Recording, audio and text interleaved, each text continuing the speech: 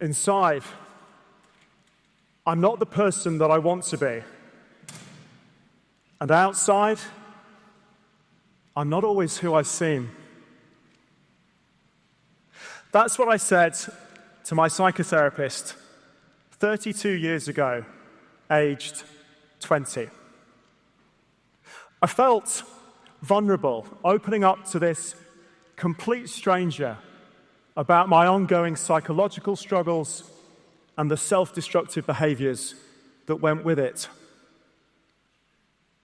But over the course of the next hour, she compassionately helped me unpack this heavy rucksack of tangled beliefs, thoughts, and emotions, laying them in front of me.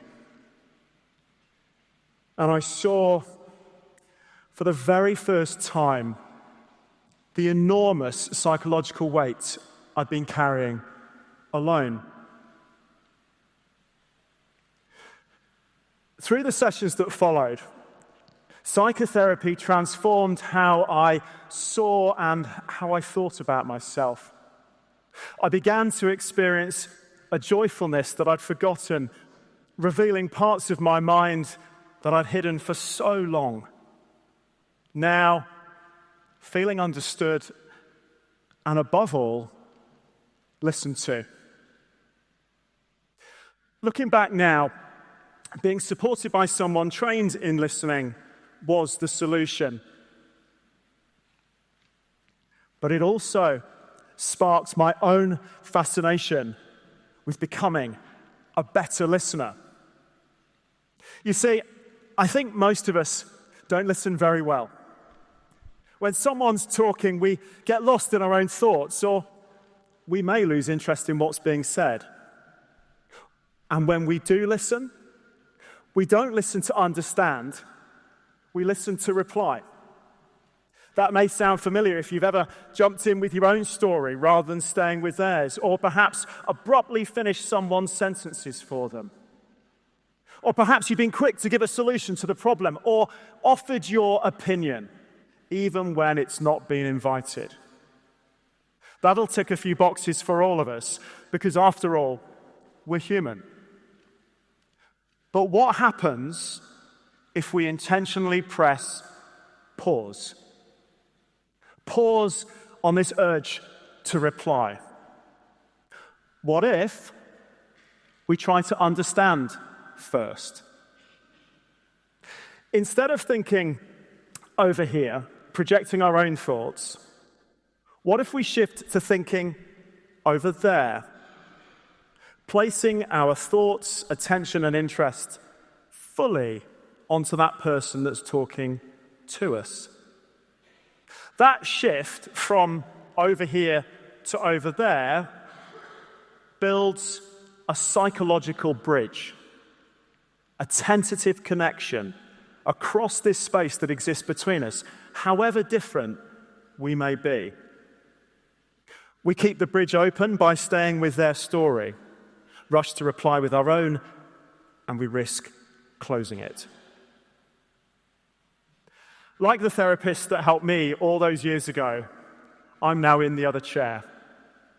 I work as a psychotherapist and I teach counseling studies, a change of direction I made later in life. And this principle of intentionally creating a shared psychological connection between two people, the bridge, is at the heart of my work as a therapist and as a teacher. Creating trust-filled spaces where we feel safe, seen, and free to be ourselves. Because when any one of us chooses to listen intentionally to another, you may even have someone in mind, if we listen with empathy, with acceptance, with genuine interest, that person may feel that psychological connection. They may feel safe enough to share their inner world.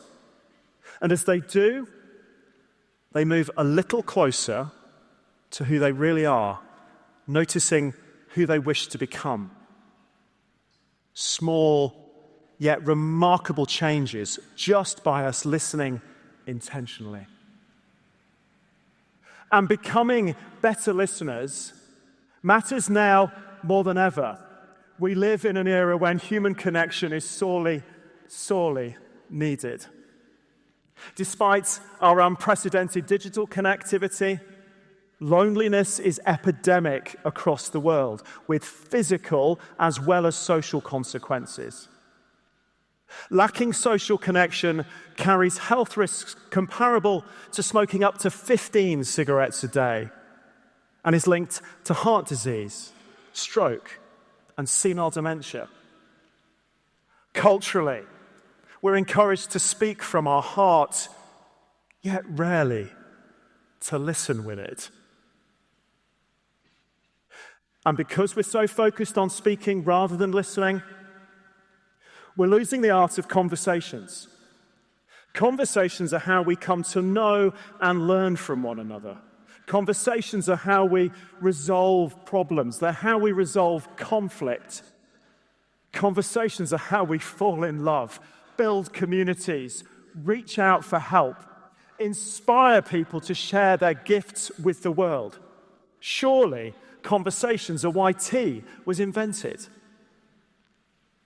But conversations are a curious exploration, not the exchange of two immovable monologues. It requires reception listening as well as transmission speaking. So, how do we bring better conversations into our lives? Listening is a skill we're forgetting. Or perhaps we never realized it could improve with just a little bit of effort.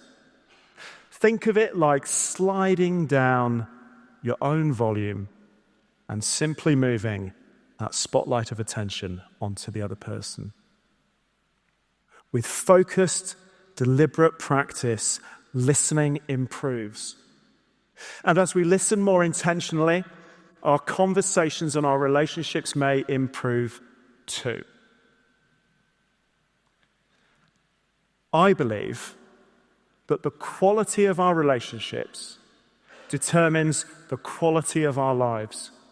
So better listening may improve our health and our well-being, both individually and collectively.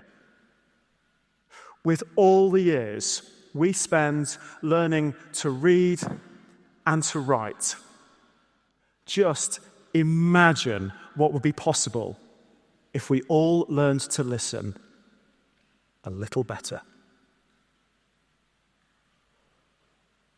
Thank you for listening.